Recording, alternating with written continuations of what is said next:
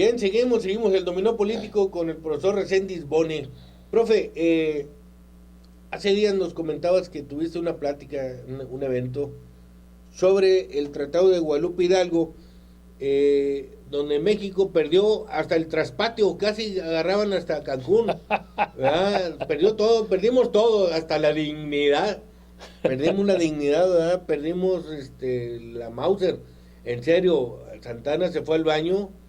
Este canijo le regaló todo por una lana aquí a los gringos. Y ahora sí, los gringos gozando esas tierras fructíferas de petróleo, por todo Arizona, ¿no? Todo eso del norte, que es mucho terreno. Y en serio que nos dio una... No, hombre, hasta el patio trasero perdimos. ¿De qué se trata ese Tratado de Guadalupe Hidalgo? Bien, yo creo que la historia es útil cuando nos permite, además de conservar la memoria, como debe ocurrir en la familia, la memoria familiar, el de explicarnos el presente y además ver hacia el porvenir. Actualmente temas como el muro, temas como la posibilidad de que Estados Unidos intervenga, no solo diplomática y económicamente, sino hasta militarmente en Venezuela. En Alemania tumbaron un muro que dividió siempre las Alemanias, levantando muros, lo que son las cosas. Entonces, yo creo que para eso nos debe servir la historia. Efectivamente, el 2 de febrero de 1848, hace 171 años, se firmó el Tratado de Guadalupe Hidalgo en una villa cercana al lago de Texcoco, que puso fin a la intervención norteamericana de 1846 a 1848. Una guerra injusta. Los niños héroes. Exacto, ahí culmina la intervención militar, aunque sí, bueno. México pierde más de la mitad de su territorio con el Tratado de Guadalupe Hidalgo, 2.4 millones de metros cuadrados.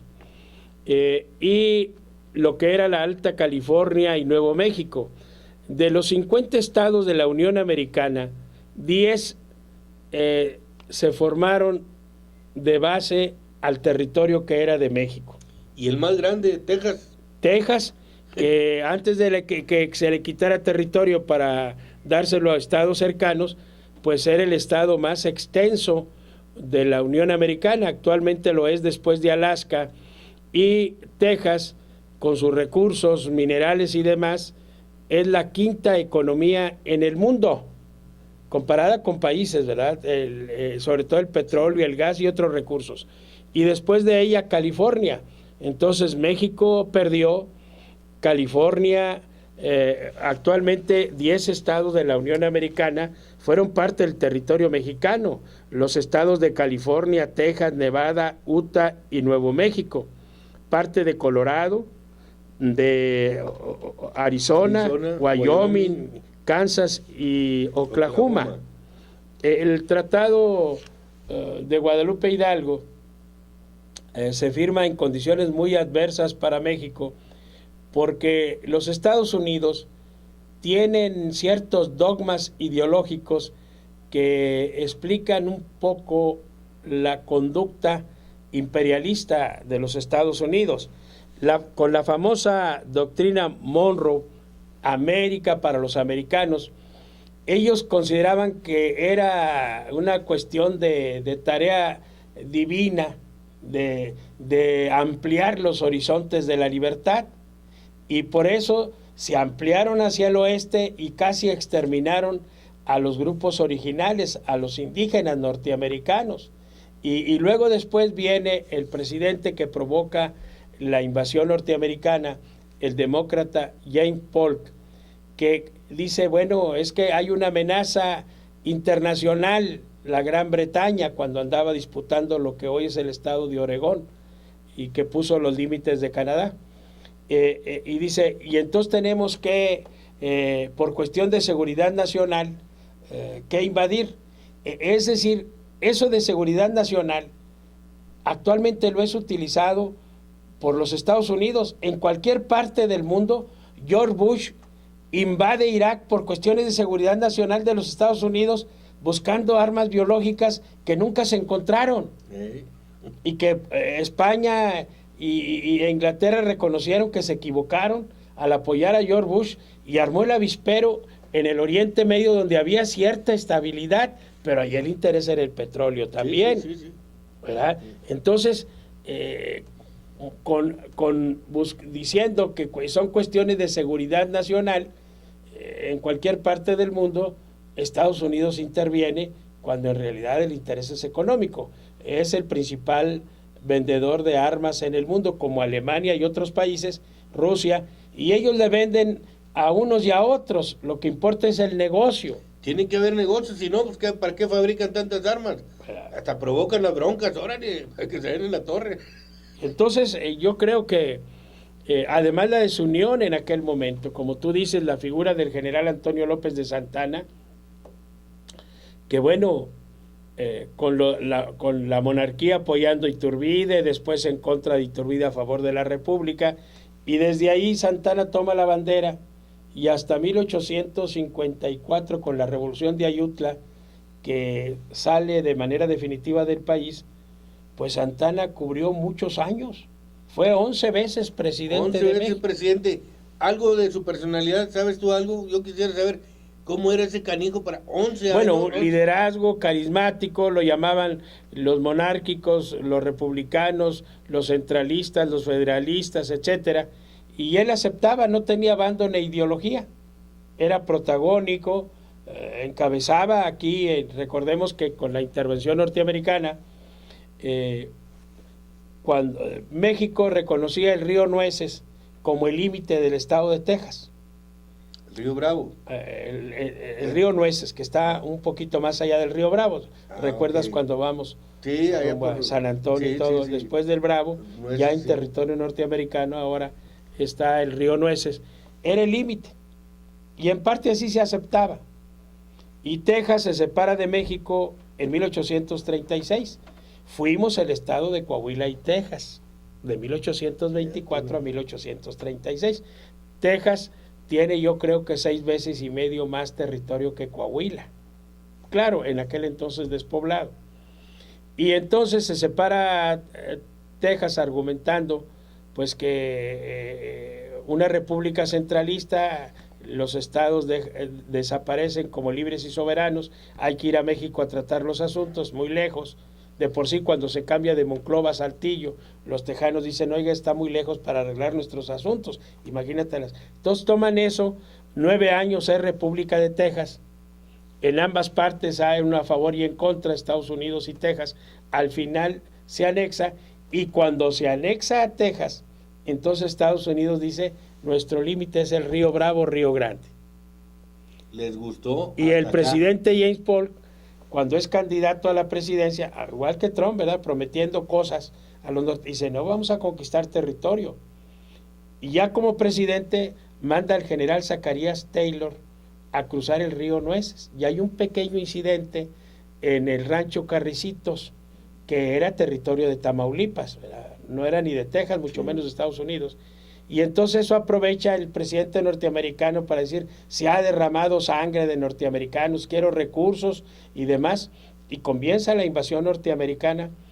El general Zacarías Taylor, que después fue presidente de Estados Unidos porque se le consideró un héroe nacional, en Tamaulipas, Palo Alto y la resaca de Guerrero, toma Ciudad Victoria, Tampico, la batalla de Monterrey el 25 de mayo de 1847, dura 4 días, y aquí la Angostura, aquí 22 y 23 de febrero de 1847.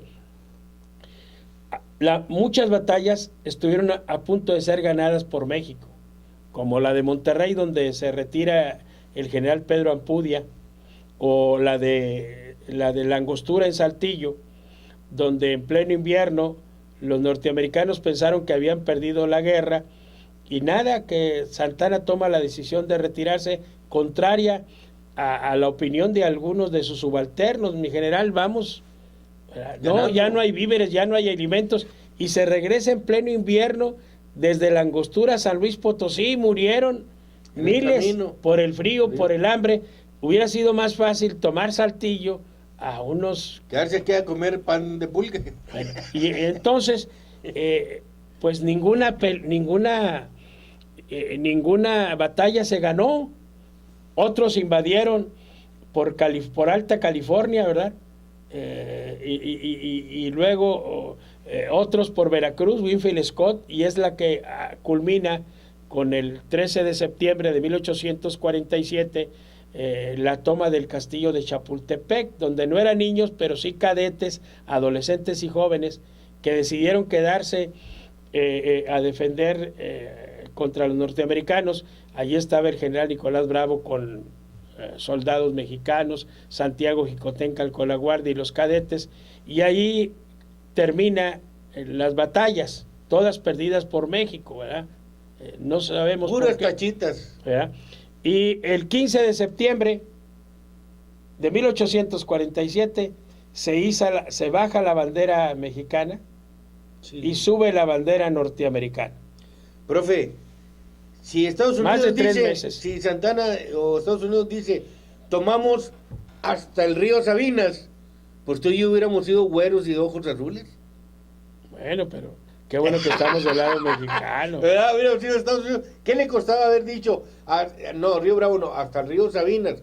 Ahí estaría Estados Unidos, Sabinas, Musquis, Palau y Rosita. Bueno, quiero comentarte que en parte los mexicanos y el enviado norteamericano Nicolás Trist se buscaba negociar, porque decían los mexicanos, es que Estados Unidos está ocupando la mayor parte del territorio nacional, quiere quedarse con todo el país.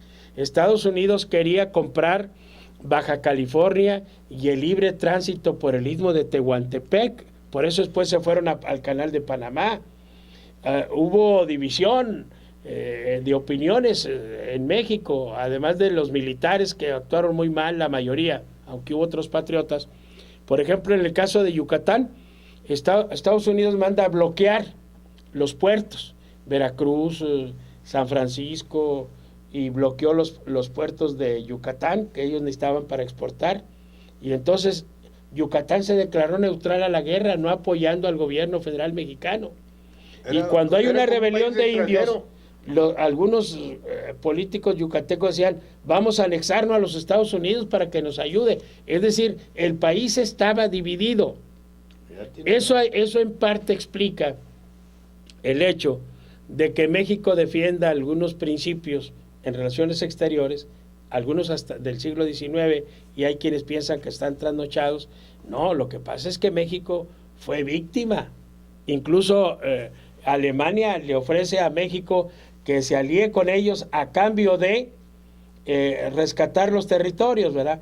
Cosa ya prácticamente imposible, pero es importante recordar esto, sobre todo ahora de ese muro, ¿verdad? Y ahora Estados Unidos interviene, por ejemplo, en Honduras, quitando a un presidente y poniendo a otro, el actual, y apoya su reelección, y de Honduras es donde están viniendo más migrantes. Así es. Que Estados Unidos, ¿verdad?, critica a México, pero México es el que está pagando ese apoyo solidario a los migrantes, aunque muchos mexicanos opinan que no, pero bueno, recordemos que hay más de 10 millones de mexicanos que como migrantes están en Estados Unidos. Estados Unidos es un país de migrantes, incluyendo la familia de Trump. Él, exactamente. Entonces, él viene de fuera. Hay un contraste entre los principios de derechos humanos internacionales y la realidad. Lo cierto es que las dictaduras reprimen a la población, violan sus derechos humanos y están causando malestar. Que el principio de no reelección, tanto del presidente de la República en México como de los gobernadores, debe sostenerse. De por sí tenemos cacicazgos regionales, imagínate que los gobernadores pudieran reelegirse. Algunos presidentes de la República, como Miguel Alemán y Carlos Salinas de Gortari, con algunos colaboradores serviles, y el actual también está tentado eso, está tentado No, eso. yo creo que ya el pueblo debe defender la no reelección. Así es. Bueno, ahora el dominó político fue modo cultural, histórico por el profesor Reséndiz Boni, así que Pues ya le dimos un breviario cultural del profesor Reséndiz Bone. Profe, gracias. Y hay que hablar de nuestras realidades, el huachicoleo y los conflictos laborales. También tienes historia del huachicoleo, posteriormente hablaremos desde cuándo están exprimiendo, y no nomás también el gas, también se lo chupan el gas, así que... Oye, desde el crudo, desde que sale, o los barcos que encontraron de las plataformas marítimas oye, ese ducto que encontraron en la Ciudad de México como por donde se escapó el Chapo, y que ahora sabemos que la esposa, además de bonita, era la que protegía al Chapo. Y diputada. Bien, hasta aquí llegamos el dominó político. Gracias, nos vemos el próximo. Gracias por la invitación. Gracias, profe.